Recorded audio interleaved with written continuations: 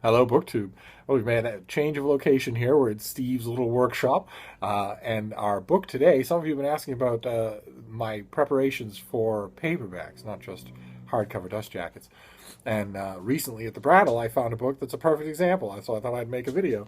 It's the Penguin Classic of Edmund Spenser's The Faerie Queene.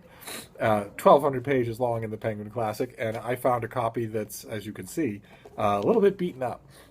So I thought I'd restore it on camera just for the interest of it. You all seem to find it somewhat interesting. So I've come over here. I don't need any of the plastic strips that we ordinarily use because there's no dust jacket here. So I didn't have to make any new ones of those. I did evict Charlotte, the enormous spider who builds her web between the desk and the bookcase. Very stubborn creature. I've destroyed an annex of her web many times, and she keeps rebuilding it. No, all we need this time around is packing tape and a pair of scissors. So the first thing to do, as you can see, there's a little part of the front cover that is torn. So the first thing we need to do is anchor that in place. There's no sense using big pieces of tape right away, since that's going to be harder to maneuver when we've got a little piece of the book that's popping up like that. So the first thing we want to do is, this is a new roll of tape. I want to make sure that it starts off nice. And I just need a tiny piece of tape. So all we're going to do for this is anchor it to make sure that it's not getting in our way. So you put a piece of tape down there like that to keep it down, and maybe another one for where it joins the spine. The goal being here, this is not part of the repair. This is just to keep that flap of the cover out of our way while we do the real repair. So take another little piece of tape and just fix the spine as close as we can. There we go. All right, so no flap sticking up anymore. Then what you want to do is turn the book horizontal to yourself. And all we're going to do, the first thing we're going to do is reinforce the cover. Because it's got wrinkles all over it and it's fraying just a bit. So just lay pieces of tape down flat on the cover and wedge them into place. This is not, with penguins, it's a little bit more important to get air bubbles out and disfigurements fixed ahead of time, because the covers themselves are so uniform. They're black. They'll highlight any problems like that. This one's turning out all right so far. So you just want to do panels of tape all along the front and back cover, because this has just been heavy duty. This has just been lightweight cardboard until now. We want to make it a little more durable than that. This is a brand new roll of tape, so it's a little bit less cooperative. And also, as I've mentioned before, my fingers are also uncooperative. Here's a little flap there. As much of the, again, just like with hardcover dust jackets, you want to get as much of the original cover working for you as possible. Okay, and then always make sure to do the edge of the cover as well. Quite as long a piece of tape for that, but if you don't do the edge, it will fritter away the cover on its own. You want to just encase the whole of the cover in tape. And then, in this case, the cover and the beginning pages are almost coming off. And that also is fixable. Just cut shorter pieces of tape, not the length you would use to coat the whole cover, and then open the book. See how it naturally opens to there? Make those pages flush and work a piece of tape right into the binding. That is going to function as a sort of an adjunct to the tape of the spine. And you want to do that a couple of times, because there's a natural break with the page, but there's also the place where the page touches the cover. You want to do one there as well, and line the tape all the way into the middle so that see, that's got a nice amount of tension to it anymore, so it's just flapping in the wind. Then you flip the book over.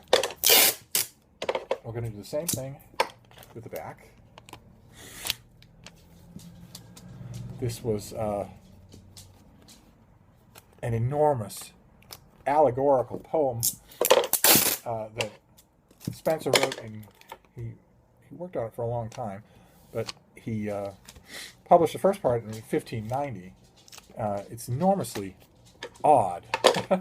It's an Arthurian romance with fair maidens and giants and wizards and evil characters and whatnot. But it also functions as a sort of fawning piece of kiss-assery to Queen Elizabeth I, who was the dispenser of all patronage in Spencer's day, and he very much wanted to be a man of letters about court.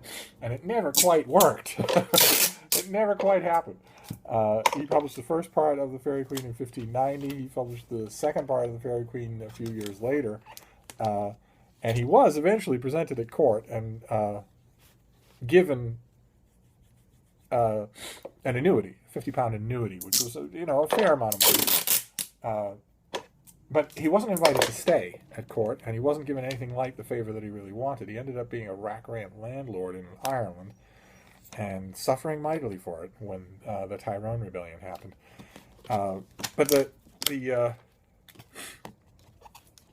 Faerie Queene was enormously popular in its day and afterwards for centuries. You just wouldn't believe it. It is now almost exclusively the province of schoolboys, of college students, of specialists in Elizabethan literature. It's almost never read for pleasure anymore. And that's a shame, because once you get past all the weirdness, it's actually a rollicking good story. It was one of Spencer's models was my own beloved Ariosto, Orlando Furioso, and so you know that his goal was, at least in part, to tell a great story, and he does throughout most of it. It's once you get accustomed to it, but unfortunately, especially for later and less learned ages, there's quite a bit to get accustomed to in the Faerie Queene. Spencer invents a kind of quasi-medieval dialect of his own, and fills his book with classical and medieval allusions that were, trust me, obscure even to most of his readers at his own time, and are now gone beyond the reach of contemporary readers today. Who no one today could pick up this book in this copy and start reading and saying, "Oh boy, this is a lot of fun." And that is one of my rare criticisms of this Penguin Classic Edition. It's 1,200 pages long because it gives us the whole of the Faerie Queene, but it doesn't even give us an introduction, much less, if I remember correctly, this has no notes. Okay, yeah, it has about 30 pages of notes in the back, but no introduction to situate the work. And if memory serves, I had the little white mass market paperback of this Penguin. If memory serves, the notes are by scholars for other scholars. They don't really help the general reader.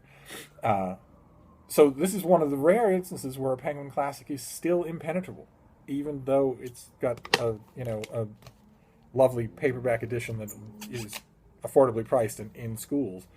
And that's a shame, because that means that the Faerie Queene is outside of most people's realm, and they'll never get to experience how wonderful it is, all the payoff moments that it has.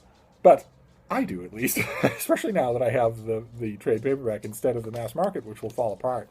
Now you notice I didn't precisely measure the tape as I was using it, so you've got these little bits and pieces poking out. And what I usually do is wait until I'm done with the whole book and then just cut them off.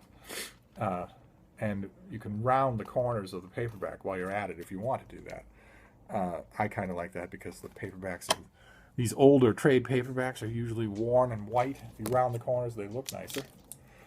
But you just want to cut the excess off everywhere that it occurs. There's another corner that will round. Let me show you what I mean when I say that. The corner was originally square, and I have rounded it a bit to get rid of the white that had worn at the edges, and also it's kind of a nice look. I'll get the bottom off here. And there you go. All right, so we have gone from a Faerie Queene that was falling apart and flaking apart to a nice, solid, water-resistant brick that is not flopping and falling apart anymore and is perfectly suitable for rereading. And there you go, BookTube. There's another book repair. Next time we'll do an actual mass market paperback, and I'll have even more tedium for you then. Thank you.